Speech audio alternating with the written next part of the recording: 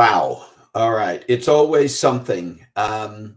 Yes, welcome to Coffee Breaks with Steve. And my apologies for the late start. There were a couple of things that went on with that. Hopefully, now you're seeing me pop up here and you can get connected as well. But it was a false start. Hang on a second, because I'm getting some things. I need to get some things going here. And we're going to try this again. Sometimes things just happen. Give me just a moment here. Welcome to Coffee Breaks with Steve, and we're trying to get things running. Look, it's a live stream. Things happen when you're live, and you can't always predict exactly how it's going to work, but we do our best. So, all right, I'm entering in here, and I'm going to try to make everything work. Hey, if you are able to tune in a little bit late here, once again, my apologies for what started a little bit glitchy. I'll explain in a minute, but I want to make sure that we get everything up and running and can get get things going, and hopefully everything is going the way it should. Listen, here's what happened.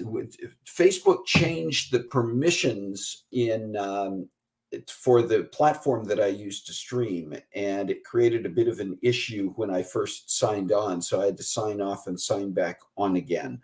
But anyway, I hope that you are able to join us. Welcome, if you are, to Coffee Breaks with Steve on Saturday, wow, okay, better drink the coffee.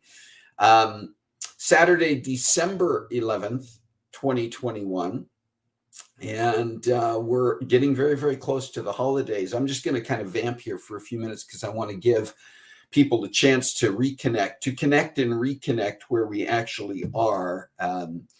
It was, again, a bit of a false start and a bit of a glitchy morning.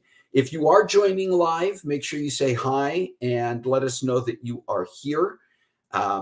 If you are watching this later on and picking up on the fact that we kind of got a late start as well, go ahead and make your comments in the chat, and we're just going to kind of give this a minute and see if people can get in here.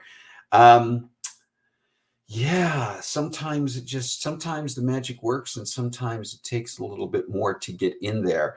So, all right, I can see that my director is trying to get back in. Once again, it was definitely a false start on my part, but we're giving it a shot. So let's see if we can get this going. It was partially Facebook's fault, and it was partially my fault. I had some things set up incorrectly. So, Director Dog, give me a thumbs up. I can see Carissa, even though she's not live on the air, but give me a thumbs up if things appear to be connected and working well at this moment. And we'll see if we can hopefully continue this on. And okay, still no notification on Facebook. Yeah, I'm not sure what exactly happened today, so we're just going to run with it. And if it turns out that the majority of people end up having to watch this later on, that's the way it'll be. But we're gonna go with the flow. And I think we're live. But we never know. You never know about these things. But anyway, let me just go through some special days this week. Tomorrow, December 12th, is International Children's Day. It's always the second Sunday in December. And apparently there are several worldwide and children's days of various types. This one is actually engineered by UNICEF, as well as by, I think, broadcasters around the world. It's a way to bring attention to children and the needs of children and opportunities for children worldwide. So it is something that happens internationally. I'm not sure how much attention is given to it. Then also tomorrow, December 12th, is something called National Dingling Day. And not really sure where this started. They couldn't, the site I looked at couldn't tell me exactly where to find or where this started and how it got underway. But you'd think it was something because of the holidays. It had something to do with like bell ringers for the Salvation Army. No, it's actually when we refer to people as dinglings, you refer to some people as being kind of goofballs or dinglings, and sometimes I'm a dingling, obviously trying to get this show going today. But that you're supposed to appreciate and applaud the dinglings in life. So trying to check and see if we've got everything. Yeah, I see what's going on here. I still don't have this set up correctly, believe it or not, Carissa. So I'm actually going to sign off again and sign back on, and we're going to see if anybody can join us. All right. It may actually be, I think we may actually be out there now. Are you seeing it on Facebook, Carissa? We get a notification that we went live. Well, listen, if you are attempting to join us this morning, we've actually been going for several minutes now, but there was a problem with the way the setup went this morning. So just taking it in. Yeah, now I'm getting the notification that we actually went live. So I don't know if people are still hanging with us. Hopefully, there we go. Here we are. Good morning. Okay, now I'm actually seeing some comments pop up and actually seeing some names with it. Thank you, Carissa. Yeah, it was. So if you're joining us this morning, welcome to a late start and a glitchy start with Coffee Breaks with Steve. I'll back up a little bit here. Yeah, waiting and waiting, Carla says. Absolutely. And again, I apologize. I'm going to give people, good morning, Rick, give people an opportunity to kind of get logged in here. And thanks to Director Dog Carissa for getting this taken care of. I'll explain in a minute what happened. Hi, Jerry Thompson. Good morning. So typically when we set the broadcast up, and that's my responsibility to set the broadcast up, there are several platforms that it can go out on, including Facebook and including YouTube. And I use a platform called StreamYard, which is the production platform. It links to Facebook, it links to YouTube or wherever else we're going. Good morning, Lila. And, but I have to indicate where I want it to link. I also have a couple of places on Facebook that StreamYard recognizes. And one of them is a group that is restricted to just members of my family. And the other one is the Coffee Breaks with Steve Facebook page. So when I was setting things up this morning without paying careful enough attention, what I told StreamYard I wanted to link to ended up being the Facebook group for my family. And so when I started to go live, I wasn't seeing what I would normally see. And I went several minutes before it dawned on me what I did. And I went, okay, I'm going to stop and restart. And I thought I clicked the right link. And instead, I completely bypassed Facebook and just went to YouTube. So my thanks to Carissa, our director, for recognizing that and for hitting the link to also connect to our Facebook page. So here we are, a little bit of a late start, a little bit of a glitchy start. We're okay with that. This is live broadcast and things happen. Hello, Kim Baker. No, it wasn't you, Kim. It was not, you were not having operator error. I was having operator error this morning. So good meowing and happy Catterday. Thank you, Kim. Scott, good morning. Shalane is here. Shalane would have gone to visit you there. Yeah. I was on YouTube. We are still currently on YouTube. This is going out. I've been hit and miss on connecting this to YouTube for a variety of reasons, but here we are. Okay. It's Saturday, December 11th, 2021. I think I've said that 4 or 5 times now. And we're only a couple of weeks away from Christmas. But here are the things, the special days going on this week. I already mentioned International Children's Day tomorrow, second Sunday. It's UNICEF supports this, and it's a way to support and recognize and point out kids who are doing amazing things. Also, December 12th is National Dingling Day. That's not bell ringing. That's recognizing the people in your life who are kind of dinglings, who are goofballs. That's me, obviously, this morning, just trying to get this going. So, yes, everybody can drink, Shalane. All right. And then the 14th is International World Monkey Day. I don't know that much more needs to be said about that. Apparently, that's a day that we can Celebrate monkeys. Recognize monkeys. You know that there's a difference between monkeys and apes.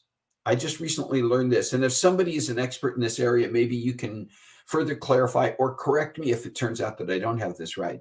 But apparently, monkeys have tails and apes do not. So, for instance, orangutans, chimpanzees, gorillas are not monkeys. They are apes. They are great apes, but they are not monkeys. So there you have it. And again, if it's a bunch of monkey business, that's right. Again, if you are just joining us, and wow, if you are, I congratulate you on sticking with the late start and the false start this morning. Make sure that you say hello in the chat and that you participate in the comments this morning so that we can enjoy your presence here, and so I can say hi to you. 12/15, December 15th is Bill of Rights Day. We're familiar with the authoring of the American Constitution, and we celebrated Constitution Day another time of the year. But it was December 15th that the Bill of Rights, the first 10 amendments to the Constitution, were ratified and added to the Constitution of the United States. So December 15th is Bill of Rights Day. One of my favorites, the next two are favorites of mine. December 16th is National Chocolate Covered Anything Day. National Chocolate Covered Anything Day is December 16th. Once again, I ask you, why do we need a special day for that? Every day is National Chocolate Covered Anything Day, as far as I'm concerned. And then December 17th, this to me reminds me of the movie Elf. December 17th is National Maple Syrup Day. If you're familiar with that movie, Will Ferrell's character Elf puts maple syrup on everything he eats. And so on December 17th, we should watch Elf and enjoy some maple syrup with Will Ferrell. All right, listen, we're going to move on to our topic today. And because we are getting very close to the holidays, what I wanted to talk about today was last minute holiday shopping. And I'm an early shopper. I actually start looking at and thinking about Christmas gifts for the following year right after Christmas. I mean, I'm not like actively out there shopping. I may see a sale or something that may prompt me. But typically, as I'm just browsing, if I see something as early as January, I go, oh man, that would be a great Christmas gift for whoever it might be. I will possibly go ahead and buy it right then. At the very least, I will bookmark it so that and tag it in some fashion so I can go back and make sure that I find it. And I've done that on multiple occasions too. But part of the reason that I often start shopping early is to spread it out with different kids, grandkids, Carol, everyone else that I want to shop for. I don't want to try to be doing it all at once. The other thing that I do, because I start shopping early, is I actually create a spreadsheet every year. Yeah, this is kind of anal retentive and probably a little bit, I don't know, compulsive, obsessive compulsive behavior. Maybe. To me, it just helps keep things organized. If I do start shopping early, I have a spreadsheet where I'm tracking what I'm buying for the people I'm buying those for, and whether I've actually bought it or just bookmarked it so I know whether to go back and do that. And for the most part, that works. Now, there have been occasions when I thought I bought something and then I'm looking for it and I can't find it. That's the other part, is when things arrive, I have to have somewhere to stash the stuff, right? But anyway, it's a process when you do that. So I'm curious, are you an early shopper? Are you a last minute Christmas shopper? And we're going to talk about whether that's procrastination or a legitimate strategy. And there are some people who really swear by the idea of waiting until late. Now, this year, I think for some, it's been more of an issue because there's been a lot of press, a lot of coverage in the media about, because of COVID and because of some of the side effects and after effects of certain things, there have been supply and distribution concerns. And there was a lot of press about, you need to shop early this year or you're not going to get stuff in time. There's also been an issue that a lot of things, that there's inflation going on right now. A lot of things have become more expensive. And so people are having to make decisions about buying in general. What are you going to, how many things are you going to get? What are you going to focus on? Are you going to get the big ticket item? Are you going to go for smaller things? Are you going to buy stuff? Are you going to make stuff? So we're going to talk a little bit about that. But if you're an early shopper, how early do you begin shopping? Are you like me and just start at any point during? I don't like sit out there and start saying, okay, I need to buy so many things per month, or I, set any quotas for myself. I'm just kind of looking throughout the year. Is that you? Are you an early shopper? And if so, how early? How do you do that? Are you a last minute shopper? And how last minute is that? And why do you do that? Is it because you're just putting things off? Is it because you actually have a strategy around shopping at the last minute?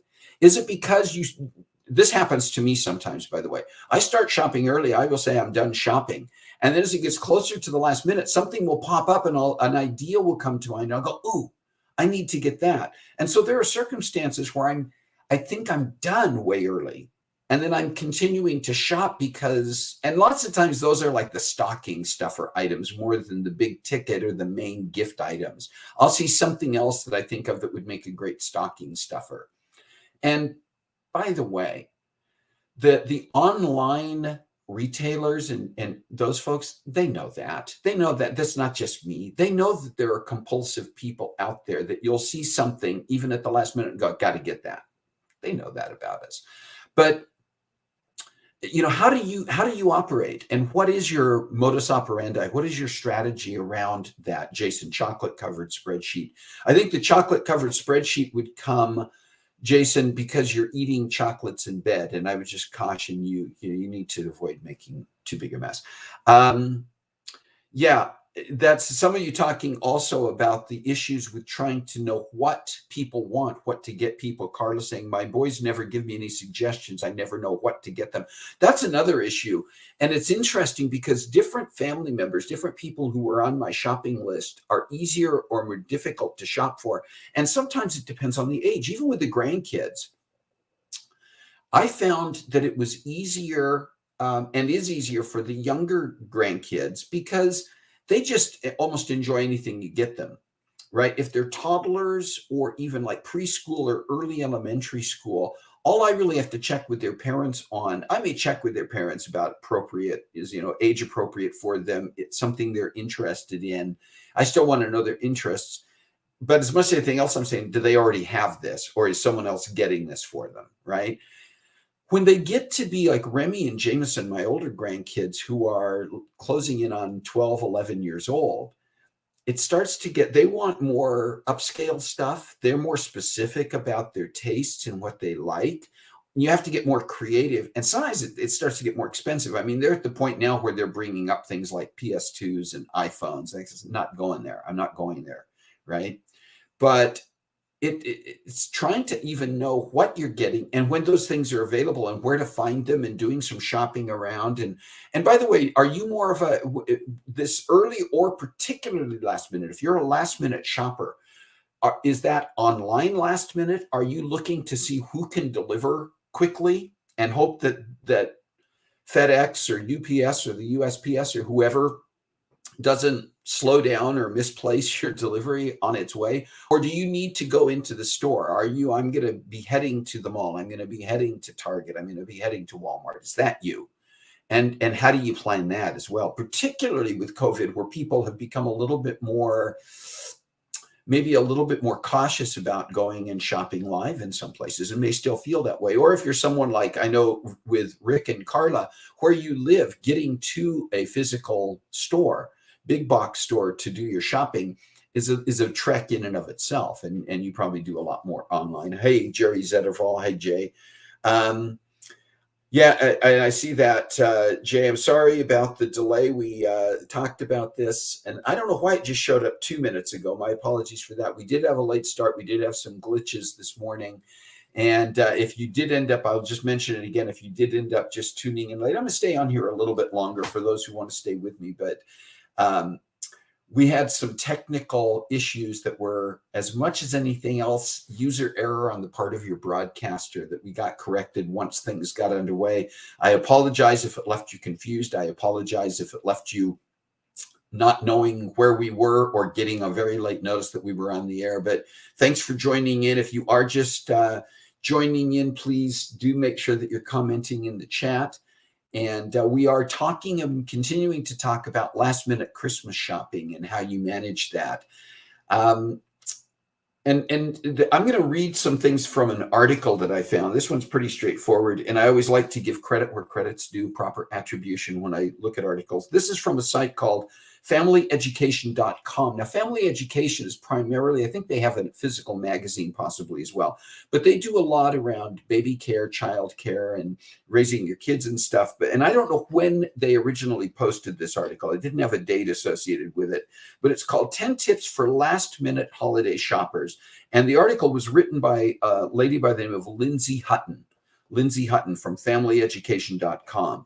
And she says, every year you promise yourself you won't wait until the last minute to do your holiday shopping. But once again, it's the week before Christmas and you've gotten hardly a gift. Don't panic. Before you go into a desperate shopping frenzy, check out these 10 tips for last minute shoppers. And she gives some things. Some of this is common sense. Some of it's stuff I already would have thought about. But I think it's some good advice. She says, make a list and check it twice. One of the biggest traps of last minute shopping is going over budget. Before you brave any store, make a list of how much you'd like to spend on each person you're buying for and stick to it. Resist the urge to keep shopping for the perfect gift and leave the store as soon as you've crossed everyone off your list. As I already mentioned, I do a certain amount of impulse shopping regardless. So this is good advice anyway.